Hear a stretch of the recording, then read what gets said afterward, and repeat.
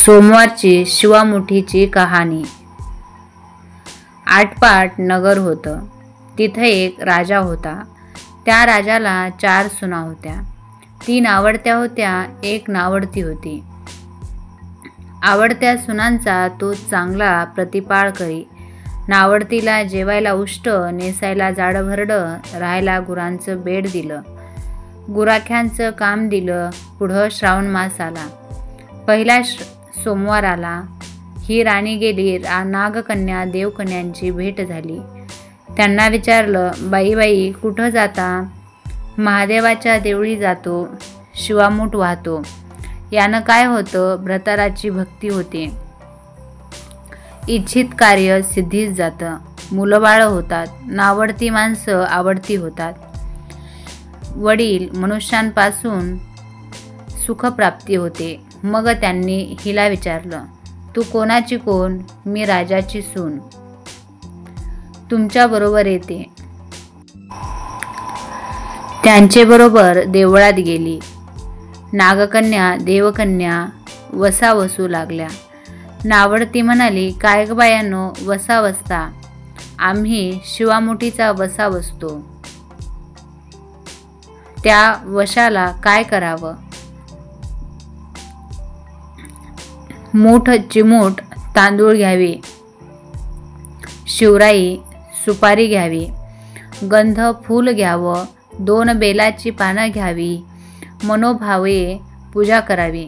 हाती तांदूळ घ्यावे आणि तोंडानं शिवा शिवा महादेवा, माझी शिवामूठ ईश्वरा देवा. सासू सासऱ्या दिरा भावा, नंदा जावा भ्रतारा, नावडती आहे ती आवडती करे देवा. असं म्हणून तांदूळ व्हावेत. संध्याकाळपर्यंत उपवास करावा. उष्टमाष्ट खाऊ नये. दिवसा निजू नये. उपवास नाही निभावला तर दूध प्यावं. संध्याकाळी आंघोळ करावी. देवाला बेल व्हावा आणि मुकाट्यानं जेवण करावं. हा वसा 5 वर्ष करावा. पहिल्या सोमवारी तांदूळ, दुसऱ्यास तीळ, तिसऱ्यास मूग, चौथ्यास जव आणि 5वा आला तर सातू शिवामुठी करता घेत जावे. पहिल्या सोमवारी सगळं साहित्य नागकन्या देवकन्यांनी दिलं आणि दुसऱ्या सोमवारी हिला घरून आणायला सांगितलं. त्या दिवशी हिनं मनोभावे पूजा केली. सारा दिवस उपवास केला. जावानंदांनी उष्टमाष्ट पान दिलं. ते तिनं गाईला घातलं. शंकराची आराधना केली आणि दूध पिऊन निजून राहिली. पुढं दुसरा सोमवार आला.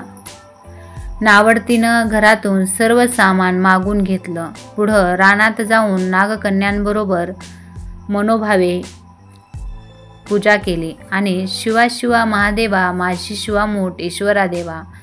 सासू सासऱ्या दिरा भावा, नंदा जावा भ्रतारा, नावडती आहे ती आवडती करे देवा. असं म्हणून तीळ वाहिले. सारा दिवस उपवास केला. शंकराला बेल वाहिला. दूध पिऊन निजून राहिली. संध्याकाळी सासऱ्याने विचारले, तुझा देव कुठं आहे? नावडतीनं जबाब दिला, माझा देव फार लांब आहे. वाटा कठीण आहेत, काटेकुटे आहेत, साप वाघ आहेत. तिथं माझा देव आहे. पुढं तिसरा सोमवार आला. पूजेचं सामान घेतलं. देवाला जाऊ लागली. घरची माणसं मागं चालली. नावडते तुझा देव दाखव म्हणू लागली. नावडतीला रोजचा सराव होता. तिला काही वाटलं नाही. ह्यांना काटेकुटे पुष्कळ लागले. नावडतीची दया आली. आजपर्यंत रानात कशी येत असेल कोण जाणे. नावडतीला चिंता पडली. देवाची प्रार्थना केली. देवाला तिची करुणा आली. नागकन्या देवकन्या ह्या सहवर्तमान देऊळ सुवर्णाचं झालं. रत्नजडितांचे खांब झाले. हंड्या गलास लागली. स्वयंभू महादेवाची पिंडी झाली. सगळ्यांनी देवाचं दर्शन घेतलं. नावडती पूजा करू लागली. गंध फूल वाहू लागली. नंतर मूग घेऊन शिवा शिवा महादेवा, माझी शिवामूठ ईश्वरा देवा. सासू सासऱ्या दिरा भावा, नंदा जावा भ्रतारा, नावडती आहे ती आवडती करे देवा. असं म्हणून शिवाला वाहिले. राजाला मोठा आनंद झाला. नावडतीवर प्रेम वाढलं. दागिने ल्यायला दिले. खुंटीवर पागोटं ठेवून तळ पाहायला गेला. नावडतीची पूजा झाली. पूजा झाल्यावर सगळी माणसं बाहेर आली. इकडे देऊळ अदृश्य झालं. राजा परत आला. माझं पागोटं देवळी राहिलं. देवळाकडे आणायला गेला तो तिथे एक लहान देऊळ आहे. तिथं एक पिंडी आहे. वर आपण केलेली पूजा आहे. जवळ खुंटीवर पागोटा आहे. तेव्हा त्याने सुनेला विचारलं, हे असं कसं झालं? माझा गरिबाचा हाच देव. मी देवाची प्रार्थना केली, त्यानं तुम्हाला दर्शन दिलं. सुनेमुळे देव भेटला म्हणून तिला पालखीत घालून घरी आणलं. नावडती आहे ती आवडती झाली.